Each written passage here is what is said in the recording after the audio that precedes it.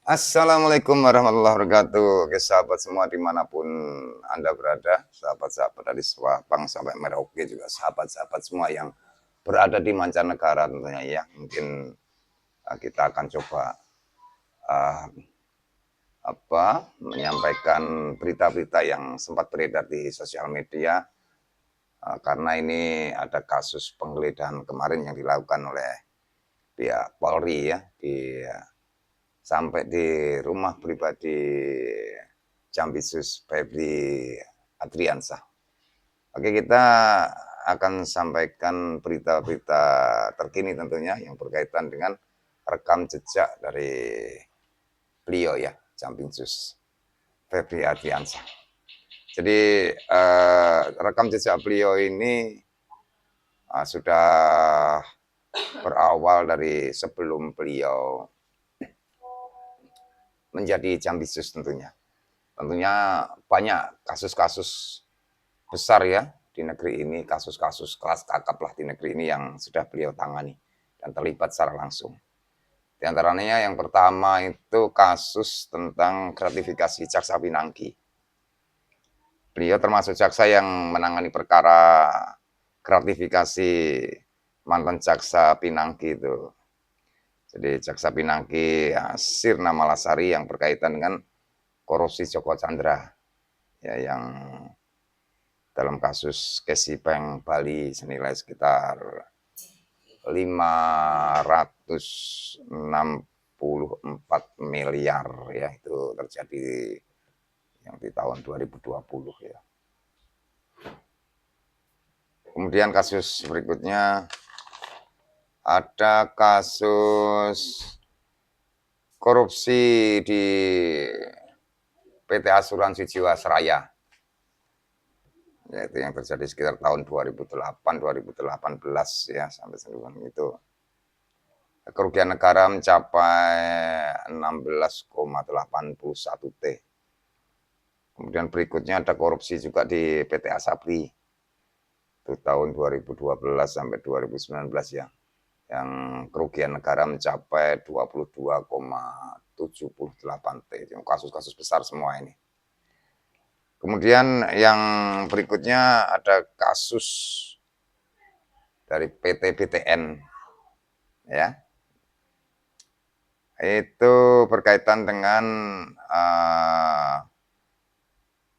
korupsi fasilitas kredit BTN tahun 2021 dengan kerugian negara 279,6 miliar ya itu. Ini kasus-kasus besar semua pokoknya ini. Kemudian yang berikutnya ada kasus pengadaan pesawat Garuda ATR 72-600 ya di PT Garuda Indonesia di tahun 2021 sampai 2022. Jadi ada markup di situ yang kerugian negara mencapai 8,8 triliun ya. Wow. Kemudian yang berikutnya adalah ada kasus korupsi di PT Timah ya. Di PT Timah ini Febri Adriansah sebagai Jambisus ya sudah ini berarti ya. Itu memimpin penyidikan kasus tersebut itu berkaitan dengan korupsi izin usaha penambangan IUP PT Timah pada tahun 2024. Kasus ini menyebabkan kerusakan lingkungan dengan nilai kerugian negara 271 T. Dan di saat menangani kasus ini sempat diduga beliau dikuntit oleh anggota Densus 88 anti teror Polri. Ada apa? Gitu ya. Jadi mungkin ada kepentingan apa dengan adanya penguntitan ini dari anggota Densus 88 anti teror Polri. Kemudian ada kasus besar berikutnya yang beliau tangani adalah korupsi di Pertamina ya. juga itu tahun 2018 sampai 2023 gitu ya. Nah, kerugian negara itu mencapai 193,7 triliun. Itu kasus berikutnya itu ya. Kemudian ada kasus berikutnya, kasus besar juga itu yang berkaitan dengan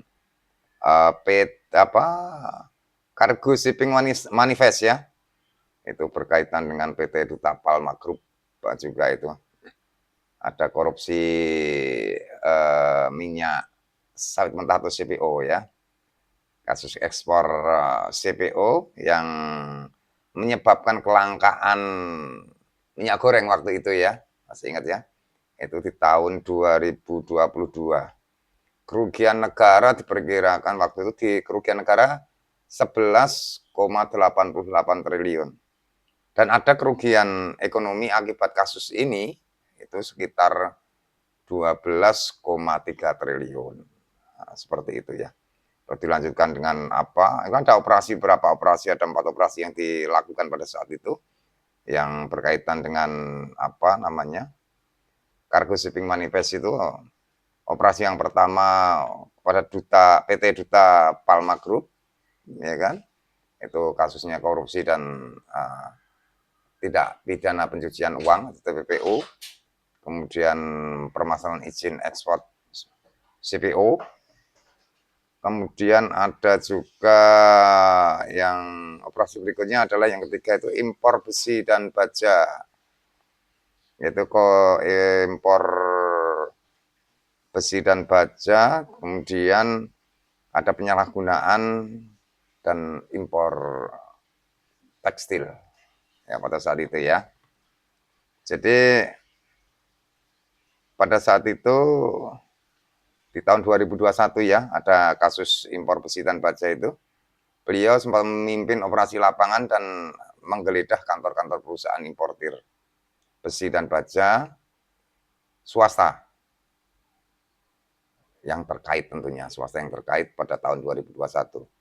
Kerugian negara 1,06 triliun itu yang terjadi itu. Memang kasus kakap semua sih ini. Yang berikutnya yang baru-baru ini terjadi ya, itu ada kasus MBG ya, kasus MBG. Jadi sampai termasuk penangkapan kepala BGN, Teten Dayana, dan 2 wakilnya ya, termasuk Sony Sanjaya yang sempat kemarin Pak Sony Sanjaya mengajukan GC tapi ditolak itu ya. Dan sampai saat ini kan masih proses korupsi BGN ini masih berproses, penyidikan juga, persidangan juga masih berproses ya. Itu mulai sekitar awal Juni sampai sekarang belum selesai. Sehingga kerugian negara sampai saat ini belum diketahui ya. Karena masih dikejar juga para tersangka yang tentunya terlibat dalam kasus Badan Gizi Nasional itu ya, BGN itu, dan termasuk di SPPG, termasuk MBG-nya dan sebagainya yang masih banyak tersangka yang diindikasikan, yang diduga mereka terlibat, dan ini masih berproses ya. Kemudian kasus besar berikutnya itu yang berkaitan dengan, mungkin kalau nggak salah itu ada impor gula yang berkaitan dengan Tom Lembong itu. Impor gula Tom Lembong itu yang Febri memimpin penyidikan penyelewengan wewenang izin impor gula kristal mentah Kementerian Perdagangan di akhir tahun 2024. Kerugian negara diperkirakan sekitar 194,71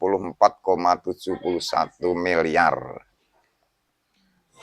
Tapi kemudian Pak Tom Lembong itu mendapatkan abolisi ya dari Presiden Prabowo tentunya atas kasus ini.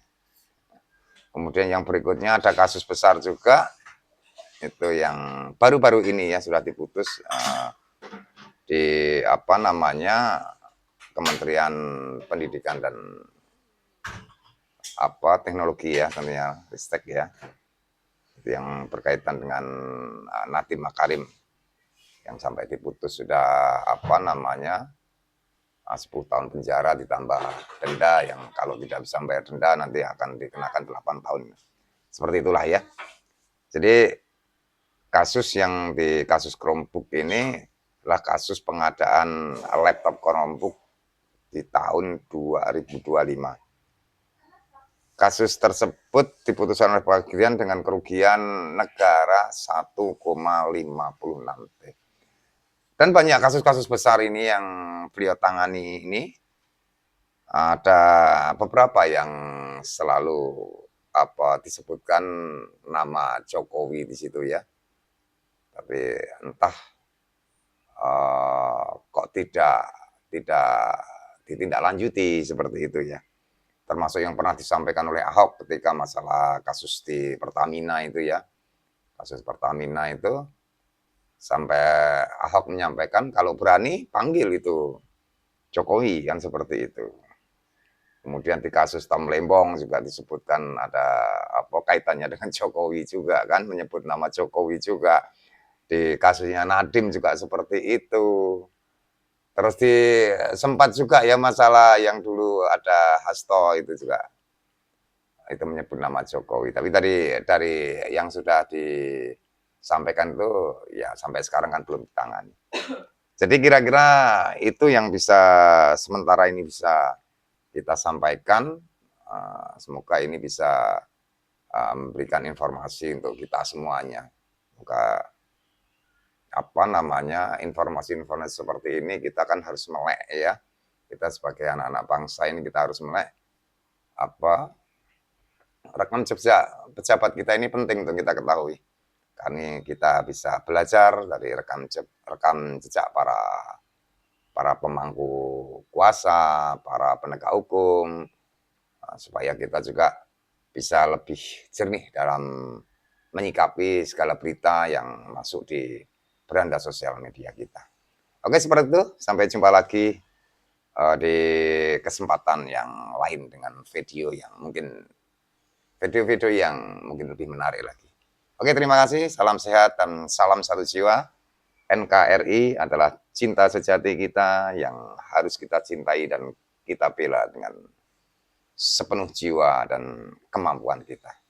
Oke, tetap jaya Indonesiaku. Semoga penegakan hukum di negeri ini bisa benar-benar tegak dan berkeadilan. Oke, assalamualaikum warahmatullahi wabarakatuh.